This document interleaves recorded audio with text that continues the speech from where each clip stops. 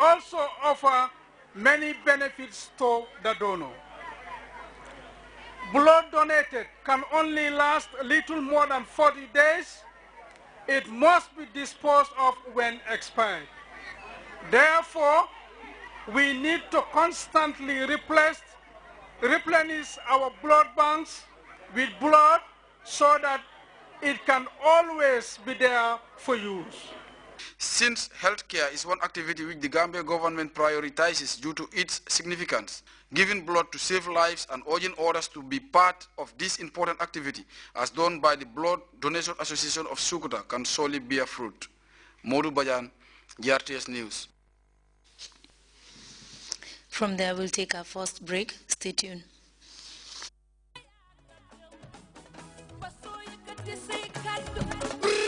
Gambia, Damane, Bentum Reume Ote, the Gambia Radio and Television Services, GRTS. GRTS Staff Association, Italy. His Excellency the President, Chef Professor Al-Haji Dr. Yahya AJJ Jame, no fast Kene Sumbu, Jingadlum Banquet Dinner, a grand dance with a difference. Bufikeja Amsufi Muse Amsach, on the 23rd of May, and on the 24th of May 2014, Setiki Penchami Hall, featuring the now happening Queen of Malaka, Titi Safnepa, Titi, Tamane Titi, Pare Rajake Penchami Hall. You've never seen her on stage like this before. Titi, by popular demand, Nipari Joy Mostoli, Anak Aindanan artist Fiji Reumi, tickets, Gala, Platinum, $60,000, Diamond, $50,000, Gold, $40,000, and the individual, $1,000. Grand dance ticket, $500 and $300 flat. For all reservations, please call 991-193-685-1850-682-9536. Signureu, Gambia. Welcome back. Barely 2 days before the elections in South Africa, the ANC is embarking on a door-to-door campaign for the first time without Nelson Mandela. South African President Jacob Zuma has launched a call for mobilization before 60,000 supporters, saying he is confident of his party's track record and victory on Wednesday. Zuma was speaking in the neighborhood of Soweto, a bastion of South Africa's anti-apartheid struggle. Details of this CFI report. In South Africa, the election campaign is in full swing. Out of the question to miss a single potential voter. The ANC is engaged in a door-to-door operation in Bramfishville, a neighborhood in northern Soweto. A leading member of the party is personally present every time. Today it's Galema Motlanthe, the vice president. Soweto is the bastion of South Africa's anti-apartheid struggle. The ANC is at home here. The residents are happy to wear the colors of Nelson Mandela's party. Everybody, and I think ANC deserves each and everybody's vote. People should go and vote for ANC. You can, even when we do door-to-door, some of the people, they used to tell us, okay, we don't like ANC, but we will vote ANC because of Nelson Mandela. I understand things like that, yeah. It's true that after 20 years in power, Madiba's party is no longer getting unconditional support. Social inequalities, corruption scandals have left their scars. To make sure Jacob Zuma is not booed again, as it's happened several times before, his supporters were selected carefully for a last rally before the elections. In the crowd, many were wearing Nelson Mandela's T-shirts and carrying his portraits. The ANC has done a lot of things for us, so we feel that it's our responsibility to respect the late Mandela. That's why we're all here. Before 60,000 activists rallied around him, Jacob Zuma launched a call for mobilization, confident of his track record and his victory on Wednesday. There is a lot to be proud of about our beautiful country as we mark 20 years of freedom. The outcome of the vote will not be a mystery.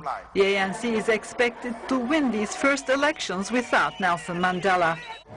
But by what kind of a margin? That's the real challenge for the ANC. The party does not want to see its votes go below the 60% line. Amid the mounting pressure to find and rescue 276 missing schoolgirls, Nigerian President Goodluck Jonathan has solicited international support to stop the wave of attacks and kidnappings by the Islamist group Boko Haram.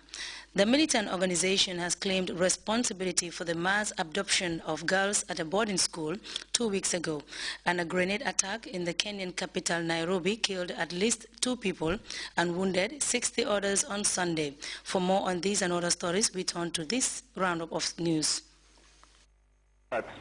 Nigeria's President Goodluck Jonathan is calling on the United States, France, Britain and African neighbors to combat the Boko Haram sect. Goodluck Jonathan says he is counting on foreign support to help stop waves of attacks and kidnappings. 276 schoolgirls were kidnapped by Boko Haram on the 15th of April. According to Boko Haram's leader, the girls are slaves and they're being sold into marriage.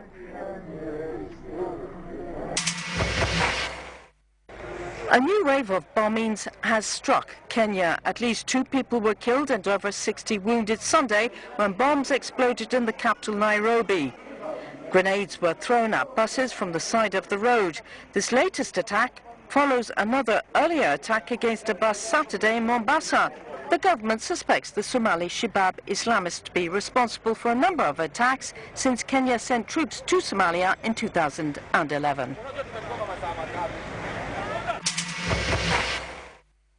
The political situation remains extremely confused in Libya, where the parliament confirmed Ahmed Mitig as Prime Minister Monday.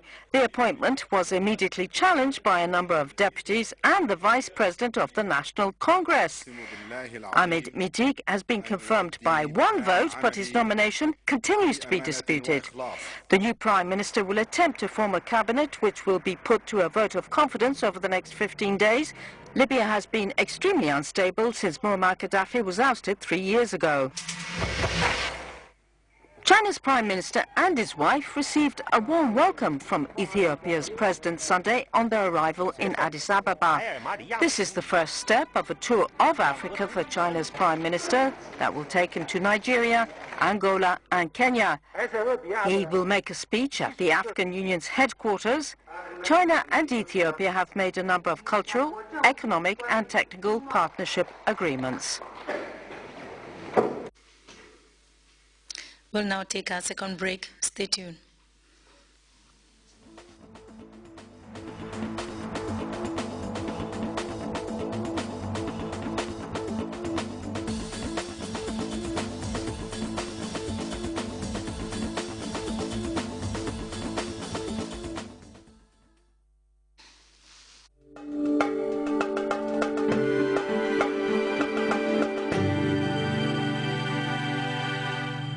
Back. It's now time for the weather report from the Central Forecast Office.